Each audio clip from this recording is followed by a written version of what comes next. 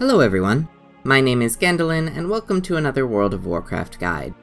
Today we have another video in my series on hidden artifact appearances. Obtaining any of these appearances will award you with the achievement called Hidden Potential. In this video we'll be looking at the hidden appearances for Death Knights. Note that you can obtain any of these appearances regardless of your current spec. First up is Blood.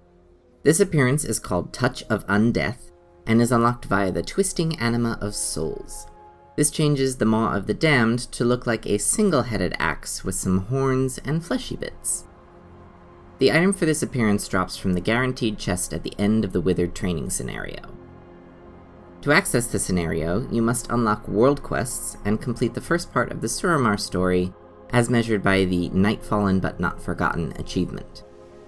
At that point, the list roll will give you the quest Building an Army, which introduces you to the scenario. From then on, it will be available as a world quest every 3 days. You need at least 400 ancient mana to start it, but you can give the Lystra up to 2,000 ancient mana for a larger army. The idea of the scenario is to earn points by killing enemies in the ruins of Falanar using your Withered Army. The more points you earn, the better the rewards will be in the final chest. However, those rewards don't improve beyond 425 points, so there isn't much benefit to going beyond that threshold. It's unclear if your score affects the chance that the appearance will drop, but it seems that there is at least a minimum score you need to earn before it does. I haven't heard of anyone getting the item with a score of 0, so I would suggest getting to the 425 point threshold I mentioned, and then ending the scenario early, either by running back to the beginning, losing all your Withered, or taking a killing blow. Make sure you loot the chest before you leave the scenario. Hopefully you'll find the Twisting Anima inside. Now let's look at Frost. This appearance is called Dark Runeblade, and is unlocked via the Runes of the Darkening. It gives the Blades of the Fallen Prince the appearance of a corrupted Vrykul rune weapon. To obtain this appearance, you first need to reach Artifact Knowledge level 4. After that, the runes will drop from the Soul Takers, one of the Broken Isles world bosses. They are located on the island of Shield's Rest in Stormheim. They are down inside the Tomb of the Old Kings, which can be entered through this archway in about the middle of the island. The item is guaranteed to drop, so you'll only have to kill this boss once. The trick with getting this appearance is that the Broken Isles world bosses are part of a rotation. A random one will spawn each week out of several possible bosses. You can see which one is up for the week by looking for the Epic World Quest on your map. Unfortunately, this means that you will simply have to wait for the Soul Takers to be up in order to get this hidden appearance. However, there is an alternative source for this one. A few bosses from Wrath of the Lich King raids have a chance to drop the runes.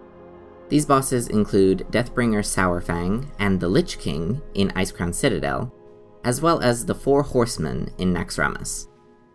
For ICC, most people have reported receiving the item on 25 heroic difficulty, but there are a few reports of players getting it on 10-man or in normal modes of both sizes.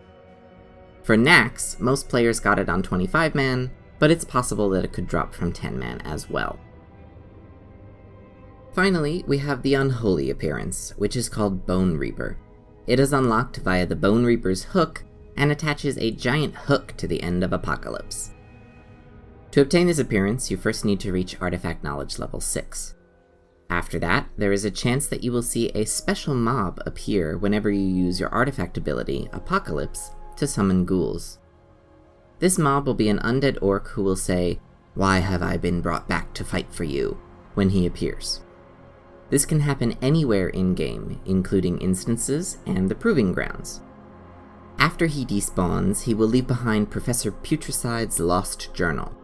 Summoning the orc is what lets you continue to the next step, so you don't actually have to read the book, but doing so gives you a clue for what to do next.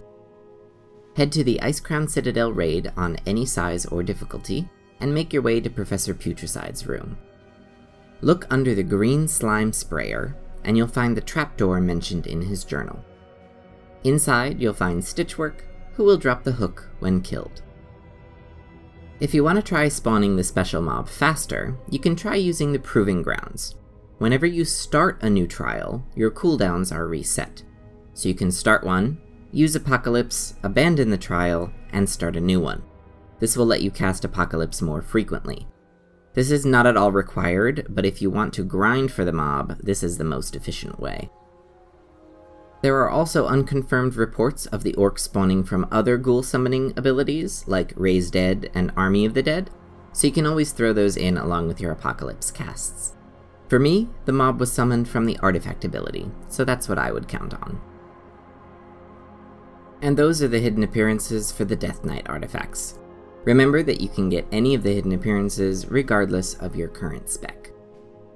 And that's it for this video. If this guide helped you, leave a comment down below and give it a big thumbs up. Share this video with your friends and let me know if there's something you need help with. Check out the description box for links to follow me on social media, and of course, subscribe to see all of my future videos. Thanks for watching, and I'll see you next time.